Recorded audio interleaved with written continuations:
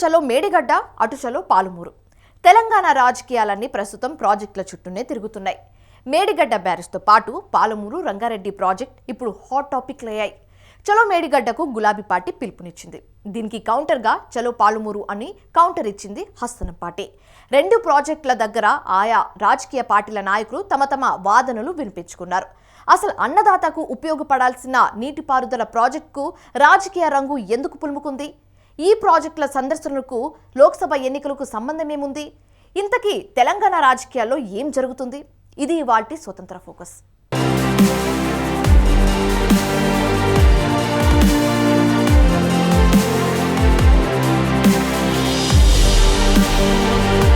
Medigadda project Telangana politics లో కొంతకాలంగా వివాదాలకు కేంద్రంగా మారింది. 3 నెలల కిందట మేడిగడ్డ లక్ష్మీ బ్యారేజ్ కొంతమేరకు డ్యామేజ్ అయింది. దీంతో మేడిగడ్డ నిర్మాణంలో భారీ ఎత్తున అవినీతి జరిగిందన్న ఆరోపణలు వచ్చాయి. అయితే ఈ నేపథ్యంలో మేడిగడ్డ ఎపిసోడ్పై కేంద్ర జల సంఘం కూడా బీఆర్ఎస్ సర్కారుకు మొటకాయలు వేసింది. ఇదిలా ఉంటే శాసనసభ ఎన్నికలకు ముందు రాహుల్ గాంధీ కూడా మేడిగడ్డ సందర్శించారు. బ్యారేజ్ నిర్మాణంలో లోపాలు కనిపించినట్లుగా చెప్పారు. తెలంగాణలో రాజకీయాలు హీటెక్కాయి. ప్రస్తుతం నీటిపారుదల ప్రాజెక్టుల చుట్టూ తిరుగుతున్నాయి. ఒకవైపు భారత రాష్ట్ర సమితి వర్కింగ్ ప్రెసిడెంట్ కల్వకుంట్ల తారక రామారావు నాయకత్వంలో ఆ పార్టీ నాయకులు మేడిగడ్డ సందర్శించగా, మరోవైపు కాంగ్రెస్ సీనియర్ నేత వంశీచంద్ రెడ్డి సారథ్యంలో ఆ పార్టీ నేతలు పాలమూరు రంగారెడ్డి ప్రాజెక్టును పరిశీలించారు. మరికొన్ని నెలల్లో లోక్సభ ఎన్నికలు జరగబోతున్న సంగతి తెలిసిందే. లోక్సభ ఎన్నికలకు ఇటు అధికార పక్షమైన కాంగ్రెస్, అటు ప్రతిపక్షమైన భారత రాష్ట్ర సమితి సన్నద్దమవుతున్నాయి. దీంతో తెలంగాణలో ఇప్పటికే లోక్సభ ఎన్నికల వాతావరణం నెలకొంది. ఈ నేపథ్యంలో రెండు అధికార ప్రతిపక్ష పార్టీలు ప్రాజెక్టులు సందర్శించడంతో తెలంగాణ రాజకీయాలు మరింతగా వేడెక్కాయి.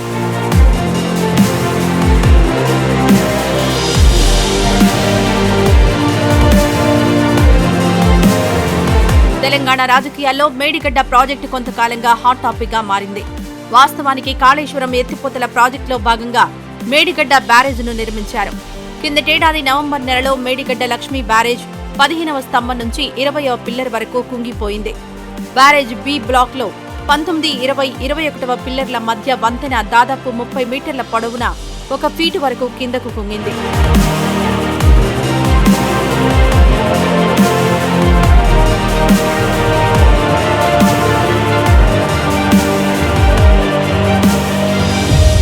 మేడిగడ్డ లక్ష్మీ బ్యారేజ్ వంతెన కుంగిపోవడం తెలంగాణ రాజకీయాల్లో దుమారం రేపింది. దీంతో మేడిగడ్డ లక్ష్మీ బ్యారేజ్ ప్రాజెక్టులో భారీ ఎత్తున అవినీతి జరిగిందని కాంగ్రెస్, భారతీయ జనతా పార్టీ ఆరోపించాయి. మేడిగడ్డ సంఘటనపై కాంగ్రెస్ పార్టీ తీవ్రంగా స్పందించింది. 2018 నుంచి నీటిపారుదల శాఖను తన దగ్గరే పెట్టుకుని కేసీఆర్ అనేక అక్రమాలకు పాల్పడ్డారని రేవంత్ రెడ్డి విమర్శలు చేశారు. కేసీఆర్ అవినీతికి మేడిగడ్డ బలైందని రేవంత్ రెడ్డి ఆరోపించారు.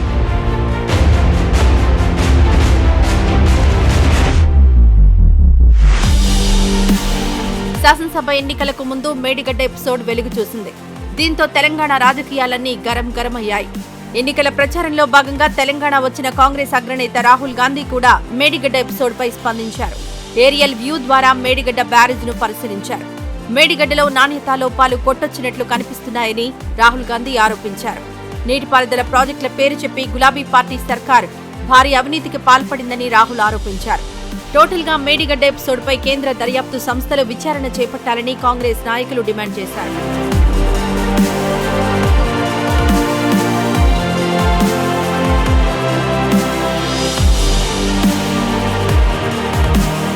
మేడిగడ్డ బ్యారేజ్ ని 2016 మే 26వ తేదీన నిర్మించారు. కాగా 2019 జూన్ 21న ప్రాజెక్టును ప్రారంభించారు. ఎల్ఎన్టీ సంస్థ ఈ వంతెనను నిర్మించింది. వాస్తవానికి నిర్మాణ దశలోనే బ్యారేజ్లోనే 20వ నంబర్ పిల్లర్ వద్ద పగుళ్లొచ్చాయి. అప్పట్లోనే ఈ పగుళ్లకు మరమ్మతులు చేసి పని పూర్తి చేశారని ఆరోపణలున్నాయి.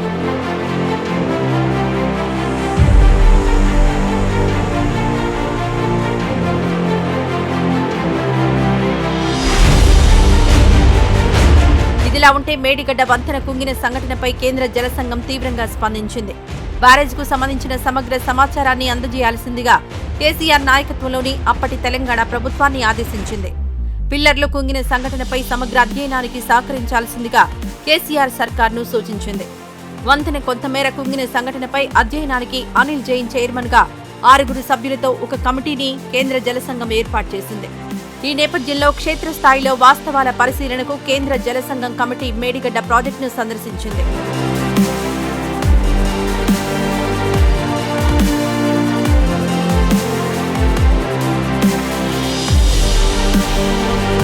ఆ తర్వాత ఢిల్లీకి వెళ్లిన 6గురి కమిటీ 43 పేజీలతో కూడిన నివేదికను కేంద్ర ప్రభుత్వానికి సమర్పించింది.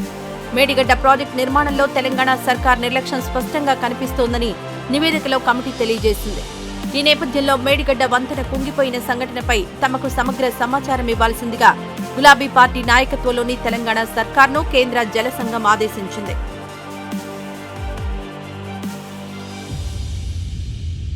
కేంద్ర జలసంఘం ఆదేశాల మేరకు మేడిగడ్డ సంఘటనపై కేసీఆర్ సర్కార్ ఒక నివేదిక సమర్పించింది.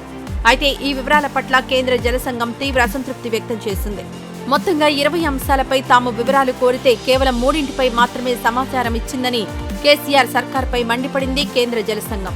అలాగే లక్ష్మీ బ్యారేజ్కు సంబంధించి తాము కోరిన అనేక కీలక అంశాలపై కేసీఆర్ నాయకత్వంలోని తెలంగాణ సర్కార్ సమాచారం ఇవ్వలేదని కేంద్ర జలసంఘం మండిపడింది.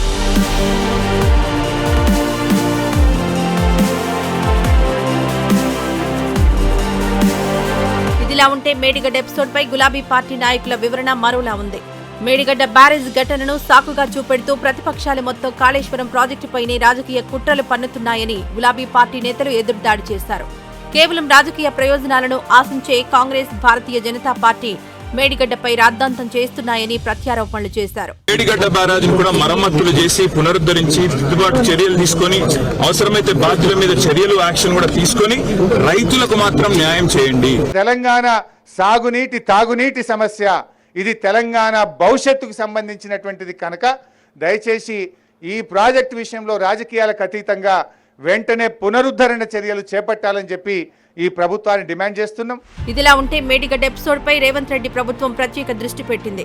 అసెంబ్లీ వేదికగా మేడిగడ్డపై ముఖ్యమంత్రి రేవంత్ రెడ్డి సమరశంఖం పూరించారు. మేడిగడ్డ బ్యారేజ్ను అడ్డం పెట్టుకుని కేసీఆర్ సర్కార్ భారీ ఎత్తున అవినీతికి పాల్పడిందని రేవంత్ ఆరోపించారు. ప్రాజెక్టుల పేరు చెప్పి వేల కోట్ల రూపాయల ప్రజాధనాన్ని గులాబీ పార్టీ ప్రభుత్వం పెద్ద ఎత్తున దోపిడీ చేసిందన్నారు. ప్రాజెక్టుల కోసం భూములిచ్చిన రైతులకు మాత్రం ఎటువంటి న్యాయం జరగలేదని ఆయన ఆరోపించారు. దేవాలయాలు ఎంత పవిత్రమైనవో నీటిపారుదల ప్రాజెక్టులు కూడా అంతే పవిత్రమైనవన్నారు రేవంత్. మేడిగడ్డ ప్రాజెక్టుకు సంబంధించిన అనేక ప్రశ్నలకు ఇప్పటికీ సమాధానాలు దొరకలేదన్నారు రేవంత్ రెడ్డి.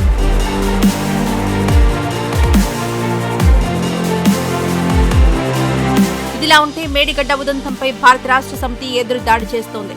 ఒక్క మేడిగడ్డ పిల్లర్లు కుంగినంత మాత్రాన మొత్తం కాళేశ్వరం ప్రాజెక్టు పనికిరానిదంటూ ఆరోపణలు, విమర్శలు చేయడం సరికాదన్నారు. పిల్లర్లు కుంగితే మరమ్మతులు చేయిస్తే సరిపోతుందన్నారు. డిజైన్ లోపమే అయితే 2 పియర్సే కూలవు. 227 పియర్స్ ఉన్నాయి 3 బ్యారేజీలు. అన్నారంలో మనకు 70 పైన ఉన్నాయి, 66 అక్కడ సుందిళ్లలో ఉన్నాయి, ఇక్కడ 86 ఉన్నాయి. మరి 227 పిల్లర్లలో 2 ఎందుకు కూలినాయి డిజైన్ లోపం అయితే?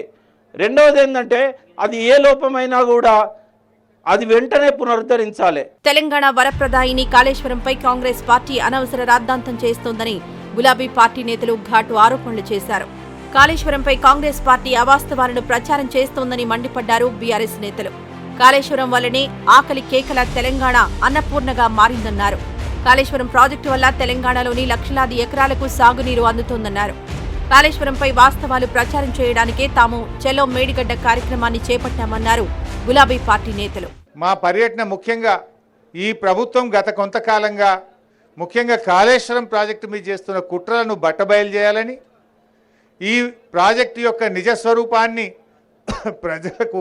ప్రజలకు తెలియజేయాలని, ప్రాజెక్టు పునరుద్ధరణ చర్యలు యుద్ధ ప్రాతిపదికన ప్రారంభించాలని ప్రభుత్వం మీద ఒత్తిడి పెట్టాలనే ఉద్దేశంతోనే ఈరోజు మేము మేడిగడ్డకు రావడం జరిగింది. చెలో మేడిగడ్డ కార్యక్రమంలో కాంగ్రెస్ పార్టీపై నిప్పులు కురిపించింది గులాబీ పార్టీ. తెలంగాణలో నీటిపారుదల ప్రాజెక్టులను గతంలోనే కాంగ్రెస్ ప్రభుత్వాలు పూర్తిగా నిర్లక్ష్యం చేశాయని ఆరోపించారు బీఆర్ఎస్ నేతలు. జలయజ్ఞం పేరుతో కాంగ్రెస్ ప్రభుత్వాలు ధనయజ్ఞం చేశాయని మండిపడ్డారు. ఈ నేపథ్యంలో తెలంగాణ రైతుల సాగునీటి అవసరాలు తీర్చడానికే కేసీఆర్ సర్కార్ కాళేశ్వరం ప్రాజెక్టును అద్భుతంగా నిర్మించిందన్నారు. కాళేశ్వరంపై జరుగుతున్న ప్రచారంలో ఏవి వాస్తవాలో, ఏవి అవాస్తవాలో ప్రజలు తెలుసుకోవాలన్నారు బీఆర్ఎస్ నేతలు. ఏవైనా కేసీఆర్ సర్కార్ ఎంతో గొప్పగా చెప్పుకునే మేడిగడ్డ ప్రాజెక్టు చివరకు వివాదాస్పదంగా మారింది. ఈ నేపథ్యంలోనే బీఆర్ఎస్ బృందం తాజాగా మేడిగడ్డ సందర్శించింది. మీరు ఎంక్వైరీలు వేసిన